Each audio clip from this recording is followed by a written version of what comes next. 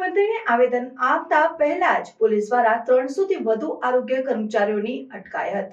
ગાંધીનગર આરોગ્ય કર્મચારીઓ હડતાલ ઉપર. ગાંધીનગર ખાતે આરોગ્ય કર્મચારીઓની હડતાલના કારણે ગાંધીનગર પોલીસ છાવણીમાં ફેરવાયો છે.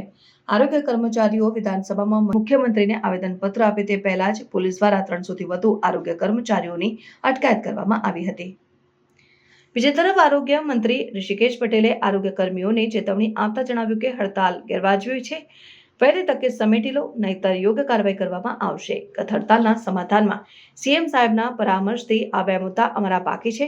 ખાતાકીય પરીક્ષા રદ કરવી અને ટેકનિકલ કેડરમાં સમાવેશ, જેમાં MPSW FSL બ્લુનો હાલ આખા ગુજરાતમાં નીચો 1900 ગ્રેડ પે મળે છે અને એ અમારી 2800ની માંગણી છે. જે સુપરવાઇઝર કેડર ભાઈઓ બહેનો FHS અને MPHS કેડરને અમારે હાલ 2400 મળે છે અને અમે 4200 માંગ્યો છે.